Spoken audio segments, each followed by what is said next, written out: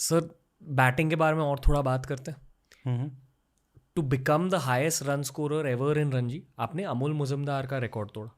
आप उनके साथ खेले भी हो। फुटबॉल में एक फ्रेज है, स्ट्रीट्स वोंट फॉरगेट, यानी कि कुछ ऐसे खिलाड़ी होते हैं जिन्हें फैंस कभी भूलेंगे नहीं। आप भी उस लिस्ट में शामिल हो। कुछ स्पेशल रहता है कुछ खिलाड़ियों के बारे में, जैसे आपकी ब्यूटी थी, artistry in cricket. Amol Muzumdar India के लिए खेले नहीं, फिर भी उनका नाम मेरे जनरेशन के हर फैन ने सुना है, क्योंकि at one point he was considered the greatest batsman to not get a chance for India. कभी उनसे बात हुई है इसके बारे में? हाँ हाँ बिल्कुल, हम तो बहुत साल खेले हैं। एक्चुअली मैं 96 में मैंने मुंबई के लिए डेब्यू किया, उन्होंने शायद 93 में किया था, मेरे 3 साल पहले। उसके बाद से लेके मैं 2011 या 12 में शायद उन्होंने छोड़ा जी। वो दूसरी स्टेट में गए खेलने, तो हम लोग तो स्लिप में साथ ही खड़े होते थे, वो फर्स्ट स्लिप में, मैं सेकंड स्लिप में, प्लस दोस्ती भी अच्छी थी। उनका बैड लक ये था कि वीवीएस लक्ष्मण, राहुल द्रविड़, सौरव गांगुली, सचिन तेंदुलकर उनके ही फेज, उनके टाइम में खेल रहे थे। आई मीन सचिन तो उनसे पहले थे, बट लक्ष्मण और गांगुली और राहुल द्रविड़ ये उनके बैच के प्लेयर थे। और उस वक्त कैसे था कि उस वक्त आपके पास बहुत कम अपॉर्चुनिटी मिलती थी। एक रणजी ट्रॉफी आप खेलते थे, रणजी ट्रॉफी में आपने रन बनाया तो आपको दिलीप ट्रॉफी मिलती थी जो जोनल होती थी, west zone, north zone, south zone. फिर आप वहाँ पे रन बनाते थे, फिर आपको शायद ईरानी ट्रॉफी जो Ranji trophy champions versus India की जो टीम बनती थी एक, उसमें चांस मिलता था। और अगर कोई ओवरसीज़ टीम आई तो आपको बोर्ड प्रेसिडेंट या इंडिया ए की टीम होती थी, उसमें मौका मिलता था। तो अनफॉर्चुनेटली फॉर अमोल कि वो उनका कभी उस मैच में रन नहीं बना। और एक बार राहुल द्रविड़ ने वहाँ पे 100 बना दिया, लक्ष्मण ने रन बनाया, तो वो सीरीज़ जो होती थी ना, तो वो बेचारे वो मेहनत करके आते थे, रन बना के आते थे, फिर वो एक मैच में रन नहीं बने फॉर सम रीज़न। और फिर लक्ष्मण पिक हो गए इंडियन टीम में, उन्होंने रन बना दिया।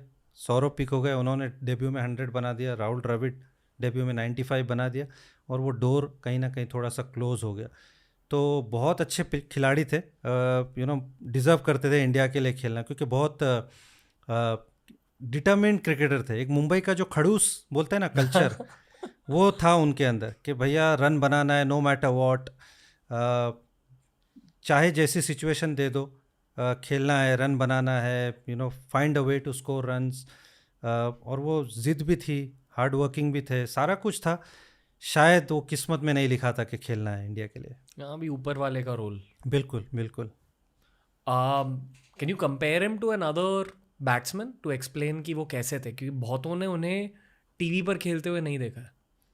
मुझे लगता है बहुत राहुल द्रविड़ की बहुत मुझे याद दिलाते हैं। वो टेक्निकली भी करेक्ट थे, उसी तरह का अंदाज था खेलने का। राहुल द्रविड़ जो शुरू में थे, जो टाइम लेके खेलते थे, जी जी जी, थोड़ा वनडे में शुरू में स्ट्रगल किया था।